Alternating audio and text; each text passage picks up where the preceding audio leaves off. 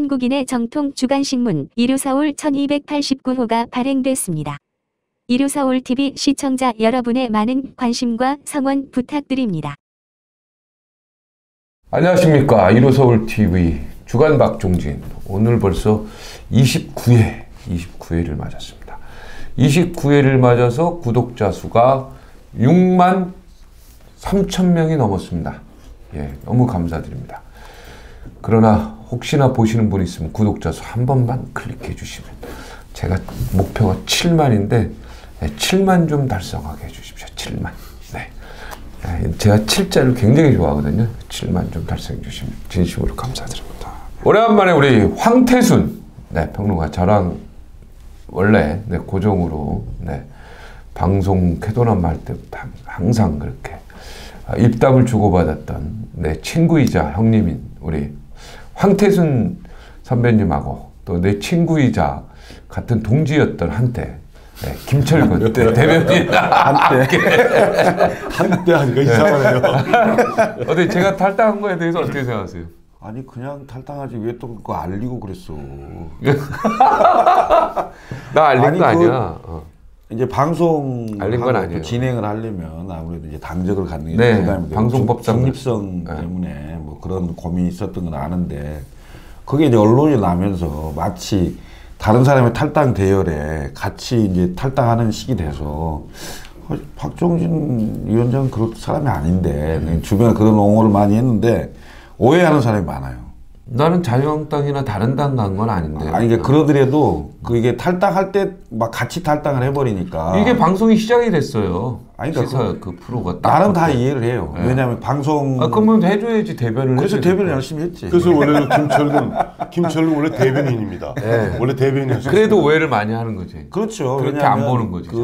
지금 바른미래당이 이제 이학재 의원서부터 그다음에 원외위원장들 좀 탈당하고 막 이런 상황에서 마치 그거하고 비슷한 취지인 것처럼 오해가 되는데, 우리 박종진 앵커는 뭐 그럴 사람도 아니고 또 중도 보수 그렇죠? 이쪽에 정치적인 뭐 지향점 변함이 없다고 하면 보고요. 단지 방송을 진행하는 중도 보수도 아니야. 나 이제 중도. 방송을 진행하는 중도 사람은 또 당적을 가지면 중립성의 오해를 받을 수 있기 때문에. 자, 황교안 전 총리. 네. 이분이 이제 자유한국당에 입당을 안 하는 걸로 제가 알고 있었는데 입당을 선언했습니다. 아니, 입당했어요. 입당했죠. 그러니까. 조금 전에. 조금 전에. 조금 전에. 자, 어떻게 했습니까? 아무래도 대권에 대해서 분명히 의지를 표명한 것이다. 난 그런 생각이 드는데요. 지금 여러 여론조사에서도 또 황교안 전 총리가 또 뭐 1, 2를 계속 다투기 때문에, 그죠? 네, 어떻게 보십니까? 잘 될 것 같습니까? 벌써 보니까 뭐 그동안 친박이라고 그러지 흔히. 원래 예언 잘하잖아요. 예언 잘하죠. 많이 틀려요. 네. 근데 친박들 입장에서는 마땅한 대표 선수가 없었어요. 네네. 대표 선수가 없는 가운데 보면 마침 오세훈 전 서울시장이 이제 비박에 어떻게 보면 새로운 또 뉴페이스로, 뭐 뉴페이스는 아닙니다만은 들어오고 하다 보니까 친박 쪽에서 아마 좀 강하게 아마 황교안 전 총리를 갖다가 뭐 어떻게 보면 부추겼다고나 할까 그랬는지, 아마 2월 27일로 예정돼 있는 자유한국당 전당대 앞두고 결국 당권 도전을 우선 하라, 우리가 밀어주겠다. 그리고 이거 총리님 정치 안 해보셔도 괜찮아, 오히려 총리 하셨잖아, 그러니까 우리가 다 알아서 해드릴 테니까 들어오셔 라고 하니까 아마 황교안 총리 첫 발을 디딘 것 같은데, 황 총리는 그럴 거예요. 아마 평생 갔다가 이제 검사와 장관, 국무총리 어떻게 보면 편한 길을 걸어왔지 않습니까? 근데 정치판은 사실 가시밭길입니다. 네. 일단 들어오세요. 오시고 일단 가마에 올라탄 순간 그 가마가 반드시 꽃가마는 아닐 것이다 하는 게 제 생각입니다. 아니 그러니까 어떻게 뭐 꼭 그런 식으로 약간 얘기하지 말고 피해가지 말고요. 뭐 어떻게 하라고? 황교안 총리가 그러니까 무언가 이 대권까지 가는 데 있어서 물론 가시밭길을 누구나 가시밭길은 걸어요. 어떤 사람도. 어떻게 가능성이 어떻게 돼요? 가능성은 가시밭길을 갈 것이다. 그거 모든 사람이 다 얘기할 수 있는 거고. 그러셨어요? 그럼요. 그럼 평탄한 길 가겠어요? 나는 정치판 자체가 다 가시밭길인데. 아니, 뭐 철근이는 가시밭길 안 걸었나? 본인도 가시밭길. 저도 가시밭길 걸었는데 뭐 다 가시밭길. 말 잘했어요. 근데 우리 박종진 앵커 처음에 정치판에서 우리 박종진 앵커 대한민국 최고의 앵커 꼬실 때 뭐라고 꼬셨어요? 꽃길입니다. 꽃 깔아줬듯이 그렇지 얘기했잖아요. 무조건 뭐. 아 근데 그렇지만 막상 나는 들어가 보니까 다 가시밭길이에요. 꽃꽃입니까? 황교안 총리도 그걸 알 거예요. 아이 몰라요. 아니 박종진 아니 앵커가 알았어요. 그러니까 그거 가시밭길은 알았냐고. 걸어. 걸어. 거기까지는 나도 할 수 있어요. 황교안 총리가 어떻게 대권을 잡을 수 있겠어요? 가능성. 에이 앞으로 대권 3년 남았. 대권이 아니라 당장 보면 황교안 총리가 들어온다 그러니까 친박 내부에서도 일반 박근혜 대통령 갖다 미는 쪽에서도 일종의 반발이 있어요. 지금 딱 뭐라고 묻냐 아니죠. 이렇게 묻습니다. 아니 황 총리, 당신은 박근혜 대통령 밑에서 4년 몇 개월 동안 법무부 장관하고 국무총리하고 어떻게 보면 누릴 거 다 누렸는데 박근혜 좋다. 당신이 대통령 권한대행 때 당신이 대통령 권한대행으로서 아무 말 못한 것은 인정한다.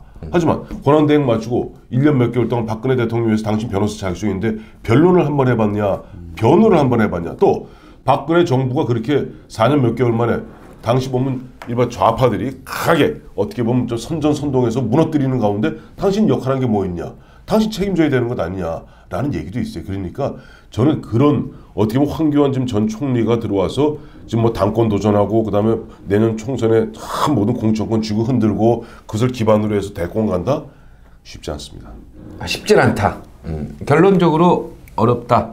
황교안 총리 입당은 황태순 위원이 볼 때는 뭔가 아니다. 이건 뭔가 좀 타이밍에서 잘못됐다는 아니 거죠. 자유한국대 판을 키우고 이런 흥행 전대 흥행을 위해서는 일부 도움은 될 거예요. 흥행에 대해서는 그러나 전당대 흥행에 대해서는 일부 도움이 되나? 목표가 결코- 전당대회입니까? 아니죠. 총선에서 당연하죠. 대선에서 이기는 게 대선에서 목표라면 대선. 글쎄 갸우뚱. 그건 갸우뚱. 예, 우리 황태순 위원님 기록해 주시기 바랍니다. 예, 2000 지금 몇 년? 2019년 네, 19년 1월 15일 1월 15일 황태순 갸우뚱. 황교안 총리는 갸우뚱. 근데 이거 쉽지 않다. 어렵다. 황교안 51%가 어렵다는 거 아니야? 51%. 총리만 한 게 아니잖아요. 대통령 권한대행 권한대행도 있죠. 했죠. 대통령 권한대행을 하시는 분이 또 하는 분이 있죠. 고건. 네. 그러니까 총리만 하신 건 아니니까 우선 대통령 권한대행을 했다는 건 사실상 대통령을 한 거죠. 한 거죠. 한 거잖아요. 대통령을 2번씩 시켜준 사람들이 있나요? 오. 있었죠. 직선제 이후에 있었죠. 없었죠. 최규하. 직선제 이후에 직선제 이후에 최규하 대통령이 권한대행도 있고 대통령도 있었죠. 황교안 전 총리 권한대행 하면 떠오르는 연상되는 게 있을 거 아니에요.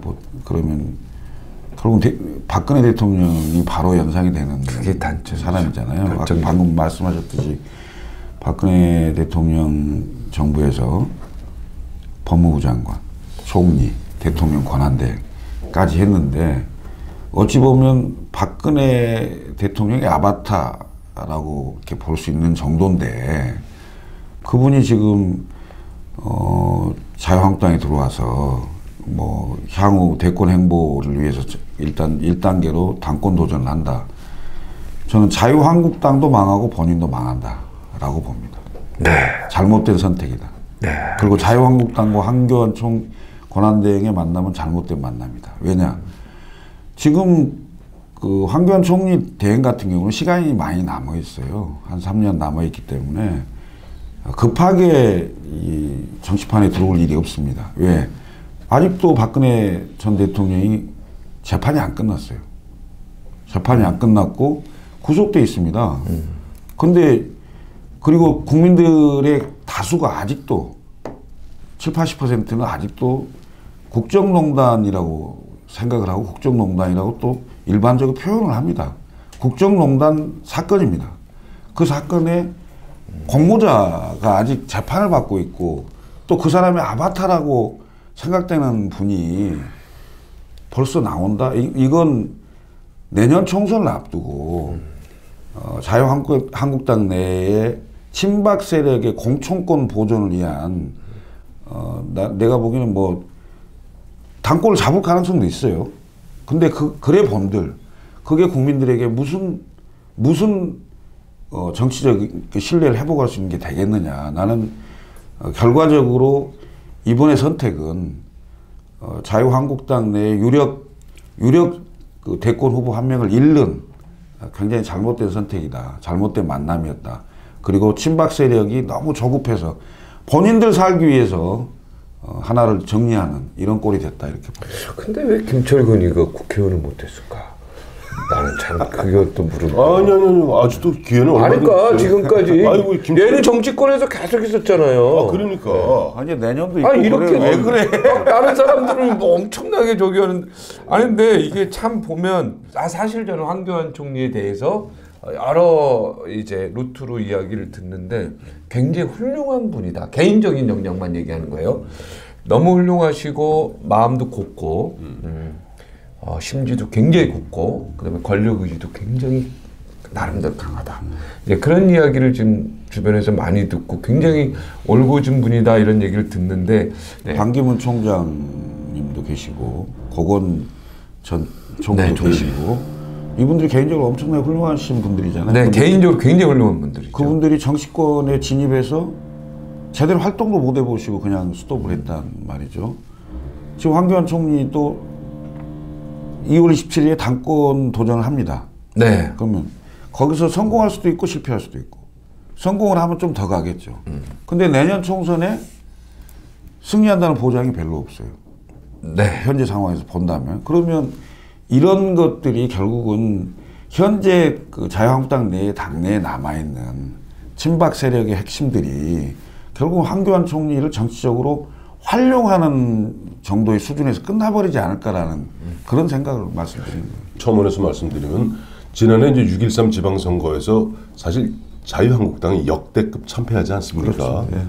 그 이후에 보면 슬그머니 황교안 총리의 움직임이 시작됐었어요. 기억하시겠습니다만은 뭐 청년들과의 대화인가 황교안의 무슨 뭐 대화인가 하는 맞아요. 책도 내고 책도 있죠. 내고 네. 뭐 책 사봤습니다만은 뭐 책이라기보다 일종의 팜플렛에 가깝더라고요. 팜플렛에 가깝고 그때부터 슬금슬금 움직이기 시작하면서 어떻게 보면 보수당 보수 세력 내부에서는 우파 보수 우파 쪽에서는 뭔가 뭐 대안이 없는 상태에서 보면 황교안에 대한 뭐랄까 약간 뭐 기대감 이런 것 때문에 아까 말씀하신 대로 여론조사하면은 한 2위 정도로 이제 올라오는데 어떻게 보면 거기에 좀 업된 측면도 있고 무엇보다도 김철근 대변인 말씀하신 대로 지금 내년 총선에도 결국 보면 이번 전당대회는 누가 공천권 지느냐 싸움 아니에요.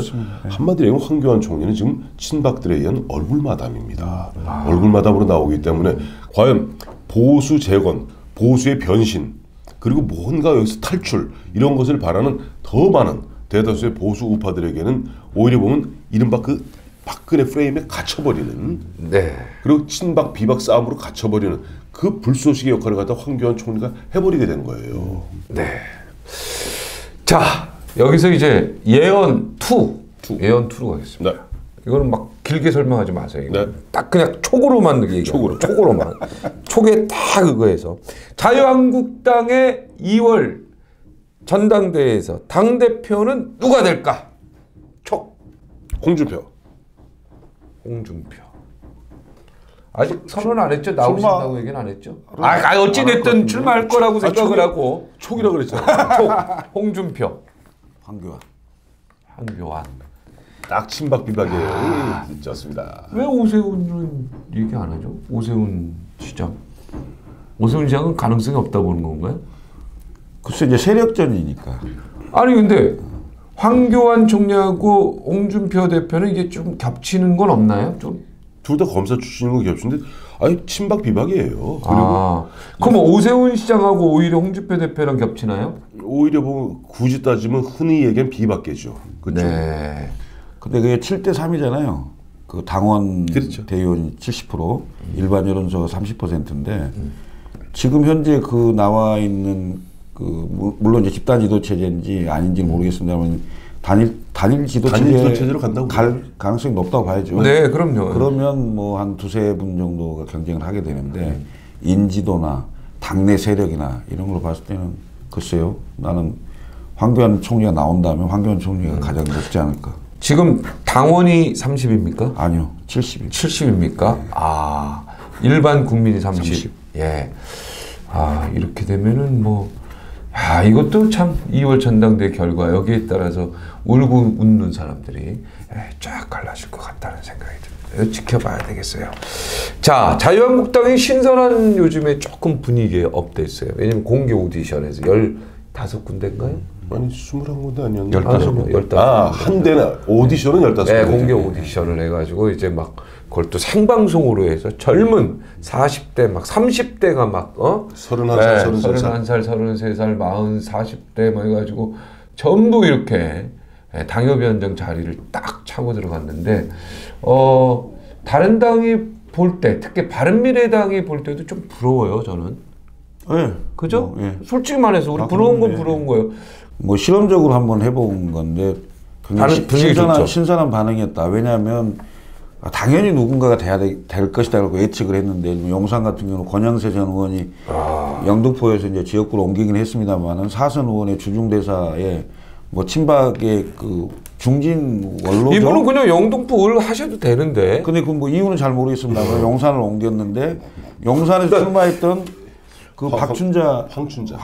영등포도 지금 비어 있거든요, 제가 하고 알기로. 이제 대결에서 결국 권영세가 떨어지는 이런 이변도 있었고 그다음에 강남 같은 경우는 정말 대단했죠. 세 사람이 했는데 가장 젊은 31살의 청년 대표가 되는 그런 이변이 있었기 때문에 이런 게 회자가 되고 좋았어요. 좋은데 이것을 더 키워나가고 이렇게 해야 되겠죠. 근데 이것이 계속 갈 거라고 보장하기 어려운 사태들이 자꾸 생기잖아요. 왜? 황교안이 들어오고 친박이 강화되고 이런 상황이 되기 때문에 결국 이것은 지역위원장을 선정하는데 하나의 어떤 실험적인 쇼에 불과하고 결국은 나중에 당권 잡은 사람이 내년 공천권을 행사할 것이다. 이렇게 돼버리기 때문에 의미가 완전히 반감되는 상황이죠. 아, 이게 뭔가 어긋나네요. 그렇습니다. 네. 그리고 실제로 떨어진 사람들한테 그렇게 얘기한다는 거예요. 열심히 활동하셔. 이건 지역위원장 뽑는 총선 공천은 다른 겁니다. 다른 겁니다. 당연히 이렇게 한다는 거예요. 왜냐니까. 그러니까 자꾸 당협위원장이 목숨 걸 필요 없다는 얘기 아니에요. 이번에 작년에 보면 이제 김용태 사무총장이 주도가 되어서 사실은 보면 뭐 전체 253개 그걸 다 받아갖고 일괄 이제 사표를 당협위원장 받으면서 뭘 갖다 논거로 내세웠냐. 그러니까 사실 우리 자유한국당 당원 당규에는 당협위원장은 1년씩 하게 되어 있습니다. 그걸 아무도 몰랐어요, 사실은. 당협위원장은 당연히 4년 하는 줄 알았던 거예요. 근데 저도 그 얘기를 듣고 이렇게 뒤져봤더니 딱 매년 뽑게 되어 있습니다. 다만 관례적으로 4년씩 했던 뿐이지. 그럼 내년 말에 다시 뽑아야 되는 거예요? 아니 올해 말이죠. 아, 올해 말에? 작년 10월에 그러니까. 다 사표 냈으니까. 그러면 내년 총선에는 바뀐다는 얘기죠. 그러니까 아까 말씀하셨잖아요. 특히 이제 뭐 누가 당대표가 되고 누가 이른바 공천권을 쥐느냐에 따라서 현재 시스템, 현재 당협위원장들이 올 10월달 되면 자, 여러분 우리 당협위원장은 1년마다 갈게 돼 있으니까 다 사표 내세요. 일단 다 받을 겁니다. 받고 그다음에 그거 놓고 공천하면은 다만 아까 말씀하신 대로 문제 신진 기회들이 뭐 어쨌든 어떤 분위기를 타고 들어와서 1년 동안 열심히 하면은 또 뭐 아무래도 조금 높은 고지를 점하지 않겠어요? 또 이번에 당협에서 밀렸던 사람도 또 절치부심해서 열심히 하면은 언제든지 회복할 수 있거든요. 그러니까 어떻게 보면은 당협위원장이 아무것도 아니라는 사실만 확인한 것이 사실은 이번에 공개 오디션의 진정한 의미라고 봐야 돼요. 그러니까 다른 당도 마찬가지예요. 당협위원장이 별 아무 의미가 없다. 아니, 1년이 아니고 그걸 증명한 게 이번에 공개 오디션이다. 아주 그냥 찬물을 확 끼얹네요. 그냥 자유한국당의 공개 오디션에. 총선 공천을 이렇게 하면 그런 총선 공천을 이렇게 못할걸요? 아니까 하면 if 영문 거라 가지고 if도 모르고 if로 만약 한다면 네. 의미 있죠. 그게 뭐냐니까 예전에 김무성 전 대표가 옥새 들고 나르샤 할 때 그때 보면 그 양반이 당시 박근혜 청와대하고 디립다 붙었던 이유가 상향식 공천입니다. 상향식 공천이 바로 이런 거 아니에요. 공개 오디션 해갖고 공개 오디션에서 뽑아라. 근데 결과적으로 보니까 김무성 대표 얘기는 그거예요. 난 뭐 옥새 들고 나르샤 뭐 어쩌고저쩌고 했지만 실제로 보니까 당에서 87% 정도는 결국 상향식 공천 다 되더라. 그래 상향식 공천에서 결과 어떻게 됐어요? 어떻게 됐냐고. 잘 안 됐죠. 뭐. 180석도 더 된다는 그 분위기를 갖다가 122석으로 낮춘 그 제도 아니에요. 대한민국은 저는 아직은 그렇다고 상향식은 아닌 것 같다는 생각이 이거 들어요. 보면 잘못하면 상향식 하면요. 미국 같은 경우요. 미국, 일본도 비슷합니다. 미국 같은 경우는 하원 의원들이 막 2년이지만 10몇 선이 수두룩해요. 왠지 아세요? 상향식 공천하기 때문입니다. 지금 보면 기득권자가 절대 안 놓습니다. 그러니까 이 그런 상향식이 단점이 의외로 있는 게 어떻게 보면 민주주의가 완전히 뿌리 다 박고 국민들의 민주주의 그 의식 자체가 굉장히 높은 상태에서는 가능한데 이 전제 조건이 이루어지지 않은 상태의 상향식은 굉장히 퍼퓰리즘, 그죠? 완전히 무슨 그거나 아니면 기득권, 그야말로 기득권자를 위한 그런 그리고 자기의 인간관계만 그 지역에서 잘 된 사람들, 이런 사람들이 되기 때문에 진정 그 능력 있고 그래서 뭔가 전국적인 사람들이 전혀 발을 붙일 수가 없다. 그런 면에서 YSDJ가 그럼에도 불구하고 잘한 거예요. 그럼에도 불구하고 잠깐만 말씀. 지금 전략 현재 공천이라는 거 있죠. 그게 좋은 거다 이거죠. 좋은 게 아니에요. 그것은 이른바 기득권을 꽉 쥐고 그야말로 썩은 물이 되어가는 것을 강제로 순환시키는 것이 YSDJ가 그러니까 전략 공천을 하되 일정 부분 이게 해줘야 어떻게 돼요. 보면은 전략 공천의 그 내용이 금권이나 돈이나 그죠? 그 다음에 자기의 인맥이라든가 이런 사람들을 안 치는 게 아니라 정말 누가 봐도 객관적이고 괜찮은 사람들을 전략 공천을 하는 게 그게 당이 사는 길이다. 그렇게 보는 거죠. 전 그게 봐요. 아무리 그렇다 손치더라도 돈이나 그러니까 지금 상황에서 인맥, 지연 이런 걸로 하면 지금 안 돼요. 상황에서는 모든 제도가 장단점이 있고 뭐 상향식 공천도 뭐 그런 단점들을 얘기했는데 지금의 어떤 그 개인 인물 중심의 정당 정치를 좀 벗어나고 또 정당이 중앙당의 공천권으로부터 좀 자유로워지고 당내 민주주의가 되려면 상향식을 해야 돼요. 스스로 본인이 지역 주민들의 직접 당원들의 선택을 받아서 공천을 받아야 본인이 그 힘을 가지고 중앙당 지도부하고도 할 말도 하고 싸우고 할 수가 있죠. 이게 안 되면요. 아무리 훌륭한 사람을 갖다 놔도 아까 얘기했잖아요. 국회에 아무리 훌륭한 사람이 들어가도 바로 바보 된다고. 그렇듯이 아무리 훌륭한 사람이 오면 뭐합니까? 다음 공천에서 본인이 배제 안 되려면 당 지도부 입맛에 맞는 얘기만 할 수밖에 없는데. 그게 문제죠. 그렇게 안 하려면 지금 현재 상태에서는 이런 모든 문제를 극복하기 위해서 상향식 그 공천 제도가 다소 일정 부분 문제나 단점이 있다 손치더라도 지금은 그것을 전면적으로 여야가 다 도입을 해서 한번 할 필요가 있어요. 그렇게 해야 당내 민주주의를 확장시키고 정말 삼권 분립의 국회가 제대로 된 그 논의 구조를 가져갈 수 있는데 밑거름이 될 수가 있거든요. 그러니까 더디더라도 천천히 가더라도 민주주의를 위해서는 상향식 그럼요. 공천이 맞는데 그리고 이제 지금 우리 왕태순 우리 위원 얘기는 그래도 대한민국의 발전을 위해서 빨리 좀 가기 위해서는 공정한 전략 공천이 공정한 전략 공천은 없어요. 그런 단어는 없나요? 왜냐? 전략 공천이라는 것 아니지 자체가 금권 뭐 지연 인맥 이런 거 그러니까 이런 건 떠나서 할 수 예를 있다면 들면 공정한 전략 공천이라는 표현도 가능한 지금도 당헌 당규의 각 당의 당헌 당규를 다 보면 전부 상향식으로 하게 돼 있어요. 그리고 전략 공천의 길을 열어놨죠. 한 20% 정도 열어놨기 때문에 당헌 당규에 실제로 돼 있기 때문에 그대로 상향식을 하세요. 그리고 그것에 대해서는 중앙당 지도부가 손을 놓아야 돼. 기득권을 놔야 되는데 절대 안 놓으려고 합니다. 이런 게 문제라는 거예요. 절대로 안 됩니다. 이대로 가잖아요. 어떤 방법으로 해도 전부 줄서기밖에 안 되는 이런 구조 되겠습니까? 그것도 맞는 얘기야. 그러니까 상향식 공천을 안 하면 그러니까 우리 이게 줄서기밖에 안 되지. 그거는 맞는 얘기야. 맞는 얘기인데 그 대신 이러면 되겠다. 뭐. 국회의원은 딱 한 번만 하는 걸로.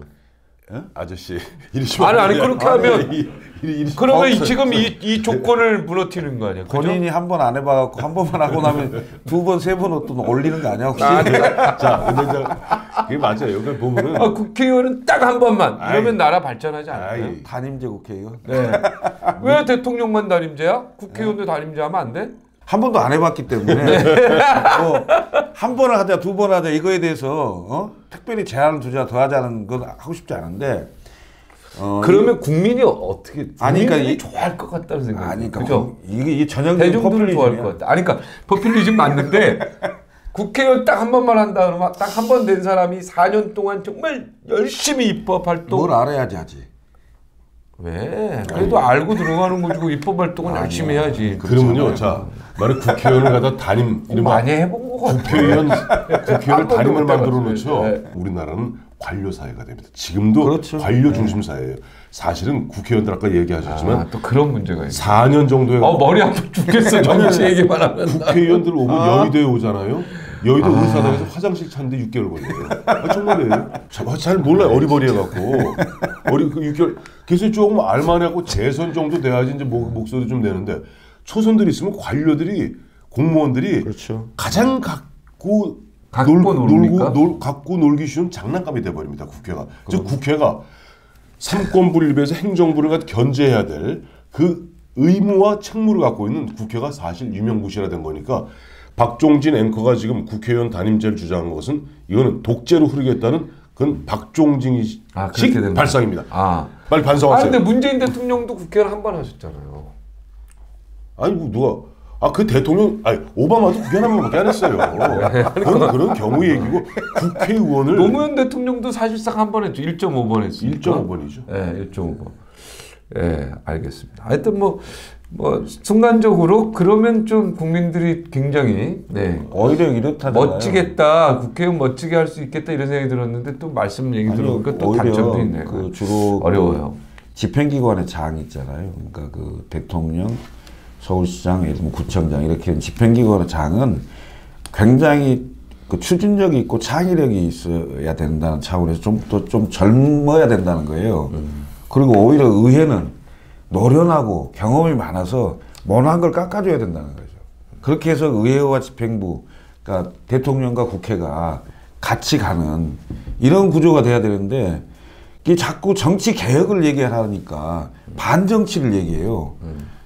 왜냐면 정치를 잘하라고 해줘야 되잖아요. 그리고 잘할 수 있는 구조를 만들어줘야 되잖아요. 지금 자꾸 이제 국회가 그 신뢰를 못 얻는 게 저는 두 가지라고 봐요. 우선 당내 민주주의가 잘 안 돼서 공천권이 당 지도부에 있는 거하고, 그 다음에 두 번째는 대한민국 국회의원 누구나 그 자수성가나 본인이 자수성가했거나 상속받은 부자 아니면 국회의원 할 수가 없어요. 돈이 있는 사람 외에는 국회를 왜냐? 그리고 나머지 다 범법자입니다. 범법을 안 할 수 없는 구조가 돼 있어요. 지금 예를 들면 후원금 1억 5천 정도 지금 모금할 수 있는데 그 모금을 다 하는 사람도 없어요. 없어요. 예를 들면 1억 5천이면 한 달에 1,200만 원 정도 됩니다. 그럼 하루에 따지면 40만 원 정도 됩니다. 서울 같은데 보통 사무실 얻는 보증금 임대료에다가 그 직원들 한 두세 명들은 다 있잖아요. 그러면 기본적으로 500만 원 이상이 넘어갑니다. 운영하는데. 그래서 월 1,000이라고 얘기하죠. 그다음에 시골의 군 단위는 3개, 4개씩 되니까 보통 300만 원 정도만 해도 3개면 1,000만 원입니다. 그냥 기본 1,000인 거 아니에요? 자, 그럼 기본 1,000만 원인데 그럼 1년에 1억 2천 들어가는 거 아닙니까? 그럼 그 돈이 어디서 나오는 겁니까? 세비 갖다 다 씁니까? 그런데 국회의원들 해마다 재산 신고하는 거 보죠. 다 늘었어요, 다. 그럼 그 돈이 어디서 나오는 거냐? 자, 여기서 이제 우리 김철근 대변인 얘기를 제 얘기는 무슨니까 이제 마지막 결론까지 결론 얘기해 주세요. 내면 다 범죄자들이다. 자, 오세훈법에 의해서 정치자금이 3억 한도에서 1억 5천원 줄었어요. 줄고 개인만 낼 수 있고 500만 원까지만 낼 수 있는 구조로 바뀌었는데 저는 미국처럼 시장을 다 트다 이거죠. 정치자금 거둘 수 있는 만큼 걷고 대신 선관위에게 계좌 추적권까지 주면서 엄밀하게 그 법에 맞도록 사용만 할 수 있도록 하자 이거지. 그러면 사실 이른바 뒷돈이나 언더테이블만이라 해서 몰래 받는 돈이나 이런 게 없어질 수 있는 거 아니겠습니까? 그러니까 몰래 받는 돈을 다 받고 있다는 거 아니야? 지금 국회의원들은 전 국회의원들은 없어지면 일면 톱기사로 쓰려고 그래 지금. 없어지면 대통령 권력으로부터 자유로울 수 있습니다. 대통령은 사정기관의 보고를 받고 있기 때문에 그렇잖아요. 사실 일반 국회의원들이 굉장히 그런 문제들이 많아요. 그래서 위축되고 있다. 그럼 언제든지 저 A 국회의원 안 되겠다 이렇게 하면 그렇죠. 날려버릴 수 있는. 그렇죠. 그래서 언제든지 날려버릴 수 있는. 당 지도부와 대통령 권력으로부터 자유로운 구조를 만들려면 공천권과 정치자금법을 풀어줘야 삼권 분립을 할 수 있다 이거. 자, 특히 돈이 있는 사람, 상속을 받은 사람이나 자선거에서 돈이 있는 기업인이나 이런 사람들은 그렇잖아요. 국회의원이 돼도 깨끗하게 할 수 있겠지만 돈이 없는 사람들은 이거 어떻게 방법이 없다 여기에. 방법이 없죠. 자, 선거법도 그렇고 정치자금법도 그렇고 다 털면은 문제가 있을 수도 있다 이런 얘기 아니에요. 옆에서 이렇게 정치권을 옆에서 지켜본 김철근 대변인의 어떻게 보면은 뭔가 이거 좀 고백이지. 고백이고 내가 우선 보니까 용기 있는 고백이다. 김철근 대변인이 국회의원이 안 된 이유를 드디어 알았다. 돈이 있는 사람도 아니고 상속받는 돈이 많은 사람도 아니기 때문이다. 진짜 알아 이거. 그럼 이제 기업부터 빨리 해야 되겠다. 자수성가부터 그리고 뭐 해야지. 그리고 보면 그래야지. 그리고 뭐 아까 뭐 사무소니 사람이니 이 자체가 사실은 다 불법이에요. 맞아. 국회의원은 사무실 못 두게 돼 있어요. 맞아. 국회의원이 아닌 사람은 사무실 못 두게 돼 있어요. 못 두게 돼 있습니다. 그 모든 게 불법인데 불법이다 보니까 불법 속에서 그야말로 정치를 하다 보니까 늘 보면은 검사님 눈치 봐야지. 또 경찰 아저씨 눈치 봐야지. 정보과들. 그렇게 사는 거예요. 선관이 왕입니다요. 정치인한테는 검사보다 더 무서운 성관입니다요. 그래서 정치를 안 하셨구나. 저는 아니 그래서 안 했어요. 우리 저 김철근 대변인은 상속받은 재산이 별로라서 안 한 거. 우리나라 그 정치 현실에 대해서 김철근 대변인이 오늘 용기 있는 고백을 했습니다. 거기에 형님도 플러스 알파. 지금 문제점이 조금 있다. 이렇게 하면 돈 있는 사람만 정치할 수밖에 없지 않느냐 이런 얘기들. 오세훈법 얘기했죠. 저도 이번에 선거를 한번 했지만 굉장히 힘들더라고요. 그 법을 하나 근데 저도 막 계속 읽는데도 저도 헷갈리고 어렵고 선거 치렀죠.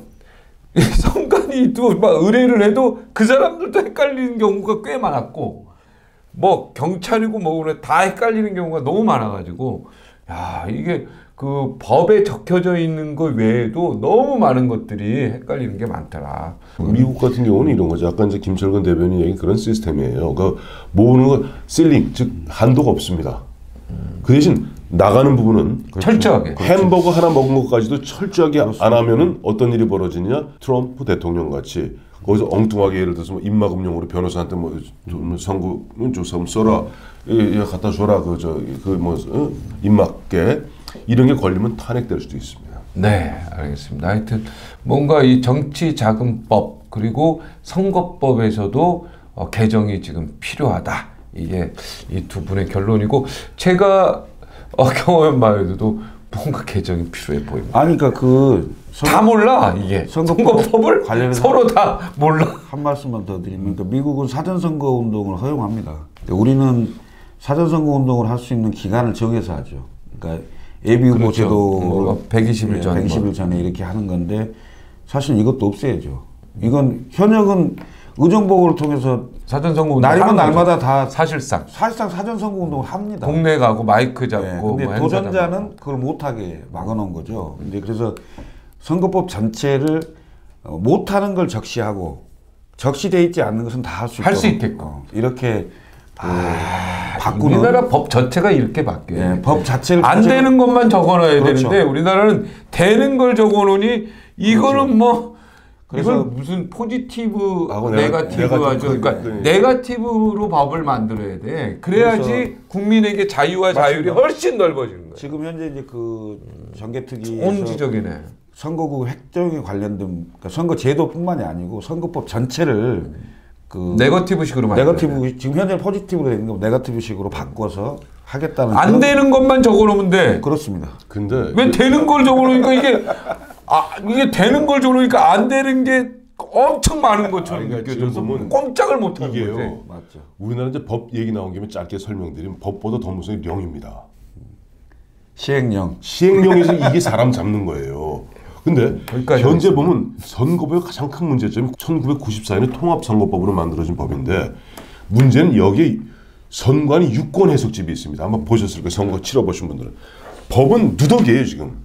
그때 법은 누더기인데다가 이것을 갖다가 유권 해석집이 이만했습니다. 그거 갖다 한 3,000페이지쯤 될 거예요. 이걸 아는 사람은 대한민국에 아무도 없어요.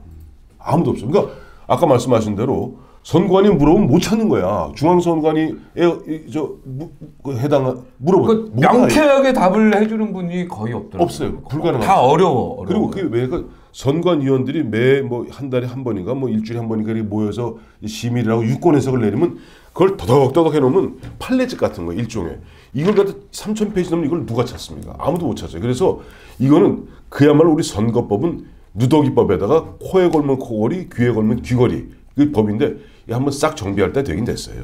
뭐 이거 보니까 뭐 햄버거는 좀 되는 것 같기도 한데 김밥은 안 되는 것 같기도 하고 떡은 되고 뭔 안 되고 떡은 좀 되는 뭐 것 같은데 김치를 넣으면 안 되고 김치가 있으면 김치를 안 넣으면 되고 밥이 돼버려요. 네. 밥은 못하게 돼 있습니다. 절대 밥은 안 되고 근데 김치를 빼면 햇반도 다과가 먹으면 돼요. 안 되고 다과. 예. 다과, 밥 헷갈립니다. 막 헷갈려. 더 재밌는 건 뭔지 아세요? 김밥을 넣고 젓가락을 넣으면 안 되고 안 돼요. 이쑤시개를 넣으면 먹으면 되고. 괜찮아요. 이게 그때마다 물어보면 이쑤시개는데 그 선관위원 손으로 먹는 거는 그건 괜찮아요. 되겠지. 그건 다과야. 아 젓가락을 넣으면 안 돼. 그건 식사야. 식사를 제공하면 안 돼요. 그러니 근데 얼마나 다과는 돼요. 황당합니까 이게. 햄버거도요 이렇게 통째로 넣으면 안 되고 조각조각 자르면 되더라고. 잘라서 이쑤시개 끊어놓으면 돼요. 그건 다과가 됩니다. 근데 햄버거를 통으로 먹으면 식사가 돼버리는 그렇지 거예요. 식사에서 안 돼. 식사는 안 되고 물론 술은 물론 안 되고 근데 그래서 막 쪼개놔 이거를 막 쪼개놓고 이쑤시개를 꼽아놓으면 돼. 아니 이거 코미디야 어떻게 보면 이게 개그야 개그.